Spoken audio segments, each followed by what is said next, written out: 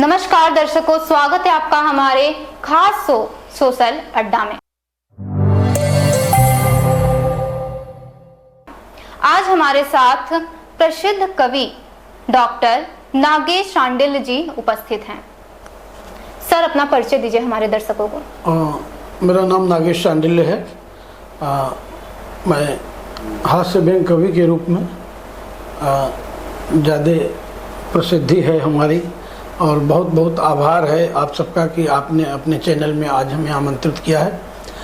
और राष्ट्रीय कविताएं भी हमने बहुत लिखी हैं, राष्ट्रीय भावनाओं पर आधारित। मैं सामाजिक विसंगतियों पर और तमाम क्षेत्रों पर, जहाँ पे भी बहुत सारी चीज़ें, हमारा एक काव्य संग्रह है चलते चलते, जिसमें हमारी 80 कविताओं का संग्रह है। तो बहुत सारे विषयों पर, जीवन के पथ पर चलते हुए जो भी विषय सामने है उसमें कविताएं लिखी। जी सर, जैसा कि आज 15 अगस्त है तो आपको 15 अगस्त की हार्दिक शुभकामनाएं। आपको भी। और जो कि आज़ादी के 75 वर्ष पूर्ण हो चुके हैं, अमृत महोत्सव चल रहा है, तो हम चाहते हैं कि आप अपनी एक कविता से इसका शुभारंभ करें। बिल्कुल, आपके माध्यम से आपके चैनल को देखने वाले सभी लोगों को भी स्वतंत्रता दिवस की बहुत बहुत बधाई। एक छंद पढ़ता हूँ कि देश के स्वतंत्रता की लाज जो बचाते नित, आज उन जवानों की जवानी मांगता हूँ मैं। तन मन धन करे राष्ट्र को समर्पित जो, ऐसी नौजवानों में दीवानी मांगता हूँ मैं। तो असमी बिहारी ना बंगाली ना ही गुजराती, आज सिर्फ सच्चा हिंदुस्तानी मांगता हूँ मैं। और भगत आजाद बोस घर घर जन्म ले, झांसी वाली रानी की कहानी मांगता हूँ मैं। झांसी वाली रानी की कहानी मांगता हूँ मैं। और एक क्षण और पढ़ता हूँ। सुभाष चंद्र बोस की याद आती है कि तुम मुझे खून दो मैं तुम्हें आज़ादी दूंगा। आज़ादी के उन नायकों को हम इस बहाने आज याद करें, इस पुनीत अवसर पर। एक क्षण पढ़ता हूँ कि चाहते हो आनमान देश का बना रहे तो, आज फिर से वही गर्म जोश ढूंढ लाइए। सरहदों पे सर कटाने वालों का लगे जो मेला, गांव गांव जाके सरफरोश ढूंढ लाइए।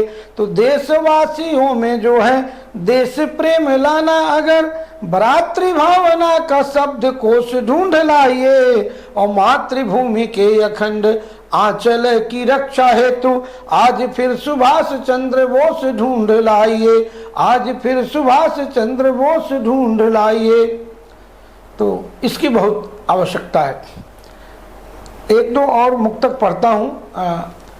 आज़ादी का अमृत महोत्सव मनाया जा रहा है पूरे देश में, तो एक संकल्प का ये अवसर है कि देश की समृद्धि के लिए और देश की आज़ादी जो विकट परिस्थितियों में हासिल हुई, उसको अक्षुण्ण रखने के लिए, उसको बचाए रखने के लिए हमें क्या करना होगा। अभी अपनी मेरी माटी मेरा अभिमान कार्यक्रम चल रहा है। उसमें 4 पंक्तियां पढ़ता हूं कि देश की माटी बचाने की कसम खाते हैं फिर, देश की माटी बचाने की कसम खाते हैं फिर, सरहदों पे सर कटाने की कसम खाते हैं फिर। और अब की ये 15 अगस्त आओ मनाए इस कदर, देश की इज्जत बढ़ाने की कसम खाते हैं फिर, देश की इज्जत बढ़ाने की कसम खाते हैं फिर। और एक और मुक्तक की चलो चलो चमन को सजाने की बात करते हैं। जिस समावेशी संस्कृति के लिए अपना देश भारत, जिस एकता और अखंडता के लिए जाना जाता है, यहाँ विभिन्न जाति धर्म पंथ के लोग एक साथ खुशी खुशी निवास करते हैं। तो 4 पंक्तियां उसमें है कि चलो चलो चमन को सजाने की बात करते हैं, वतन पे जश्न मनाने की बात करते हैं। और है भेद भाषा भेष का भले ही सही, है सभी एक सबको एक बनाने की बात करते हैं सभी एक। और जिन कठिनाइयों से आज़ादी हासिल हुई उस दौर को याद करें। और 4 पंक्तियां उन शहीदों को प्रणाम करने के लिए मैं पढ़ता हूं कि जो यातनाएं उन्होंने सही देश को आजाद कराने के लिए। सुनिएगा सर, जो स्वतंत्रता सेनानी थे हमारे, आज भी उनकी यादें हमारे दिल में बसती हैं। और उन्हीं के भले ही शहीद हो चुके हैं पर वो हमारे लिए जीवित हैं। और उनकी प्रेरणा से उनकी शहादत से जो प्रेरणा मिलती है वही हमारे देश की पूंजी है, पूंजी। संपत्ति है। 4 पंक्तियां पढ़ता हूँ जी। कि खून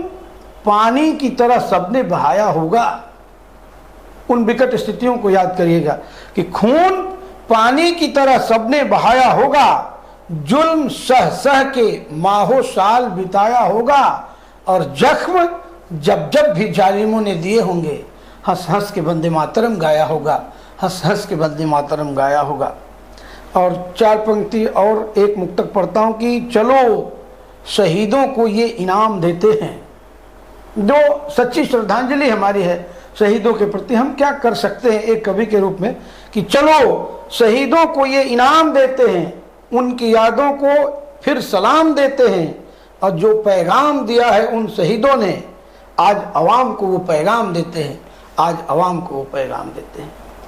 सर हमने सुना है कि आप शिक्षक भी हैं जी। तो बच्चों के बीच आपको कैसा लगता है, कैसे महसूस होता है? मैं प्राथमिक शिक्षा में हूँ, बेसिक शिक्षा में, तो छोटे बच्चों के बीच में हम लोग बहुत अच्छा लगता है, बहुत खुशी मिलती है। कहते हैं कि बच्चे कल का भविष्य हैं। बिल्कुल। और बच्चे जिन कोमल भावनाओं के साथ, निश्चल स्वभाव के बच्चे हमारे बीच होते हैं, क्योंकि वो बहुत छोटे होते हैं, तो उनके बीच कच्ची माटी की तरह होते हैं, कच्ची माटी जिस भी सांचे में ढालो वो ढल जाते हैं। तो एक छंद मैं पढ़ता हूँ कि कैसा लगता है एक गुरु, एक छोटे बच्चों के टीचर के रूप में कैसा लगता है कि नन्ही नन्ही, हमारा जो कर्म है शिक्षक कर्म, कि नन्ही नन्ही कांपती अंगुलियों से रच रहे अक्षरों का नया चित्रहार लिखता हूँ मैं, और कांटे छांट छांट निज बगिया संवारते जो मालियों का वही व्यवहार लिखता हूँ मैं।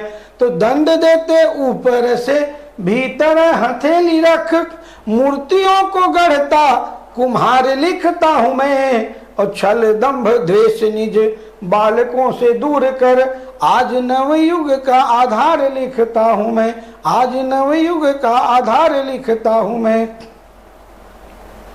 तो बहुत खुशी मिलती है छोटे बच्चों के बीच में, और ऐसा लगता है कि हम सृष्टि के बिल्कुल करीब हैं और सृष्टि को संवारने का कार्य कर रहे हैं। सर जैसा कि आप हास्य कवि हैं, तो हम चाहते हैं कि आप हमारे दर्शकों के सामने कुछ प्रस्तुत करें। तो बिल्कुल बहुत अच्छा लगेगा, क्योंकि हास्य में वो जयते, और मैं काशी से हूँ, तो ये कहा जाता है कि काशी हास्य के अधिष्ठाता देवता का शहर है। भोलेनाथ भगवान आशुतोष, जिनके पूरे परिवार को आप देखेंगे तो पाएंगे कि उस परिवार में बहुत विसंगतियां हैं। जैसे माता पार्वती का वाहन शेर और भगवान शिव का वाहन नंदी, दोनों एक दूसरे के घोर विरोधी हैं।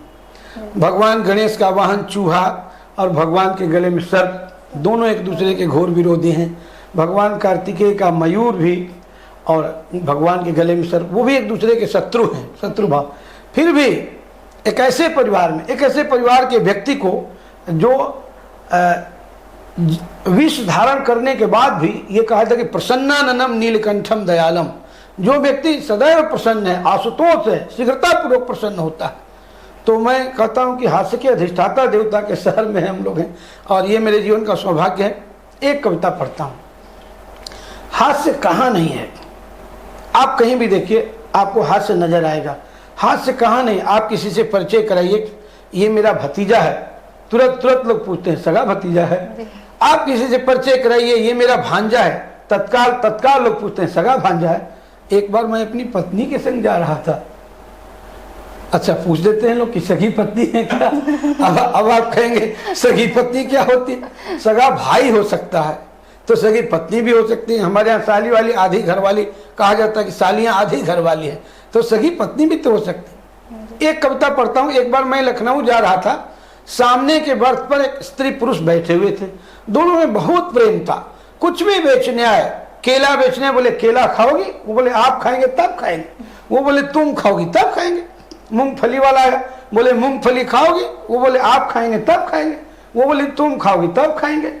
मुझसे नहीं रहा गया, अक्सर हास्य कवियों से नहीं रहा जाता है। हमने कहा भाई साहब इतना प्रेम तो हमारी सगी पत्नी भी नहीं करती है, आपके बीच रिश्ता क्या है? उसने जो जवाब दिया, आप सब जानते हैं पति पत्नी के बीच में एक योजक चिन्ह होता है जिसे अंग्रेजी में हाइफन कहते हैं। मैंने इसको हटाकर ये कविता लिखी है, सुनिए कि एक बार गाड़ी जब किसी स्टेशन पर थी खड़ी, अचानक मेरी नजर एक स्त्री पुरुष पर पड़ी। दोनों खुल्लम खुल्ला प्यार कर रहे थे, या यूं कहें अपने प्यार का सार्वजनिक इजहार कर रहे थे। तो यह देख मेरे मन में उठा बवाल। मैं पूछ बैठा उनसे ये सवाल, भाई साहब आप लोगों में बहुत प्रेम है, सहमति है, पर क्या सच में ये आपकी पत्नी और आप इनके पति हैं? यह सुन वो झल्लाया, अत्यंत जोरों से चिल्ला बोला, तुमसे मतलब? मैंने कहा मतलब तो कोई खास नहीं है, बस आपके पति पत्नी होने का विश्वास नहीं है। पति पत्नी और इतना प्यार, उसका खुला इजहार हो ही नहीं सकता, नहीं हो सकता। वो बोला अरे यार इतनी सी बात के लिए करते हो माथा पच्ची, बात बिल्कुल साफ और सच्ची। उसने जो जवाब दिया आप देखिएगा, पति पत्नी के बीच का हाइफन हटा दिया है कि अरे यार इतनी सी बात के लिए करते हो माथा पच्ची, बात बिल्कुल साफ और सच्ची। हम दोनों पति पत्नी हैं सही, पर एक दूसरे के नहीं। हम दोनों पति पत्नी हैं सही, पर एक दूसरे के नहीं। हम तो पार्ट टाइम के लिए he made for each other हैं, वरना मैं किसी और का फादर हूं और ये किसी और की मदर है और ये किसी और की मदर है। तब आप अखबारों में पढ़ते हैं, चैनलों में देखते हैं, 2 बच्चों की माँ 2 बच्चों के पिता के संग फुर, तब ऐसी घटनाएं घटती।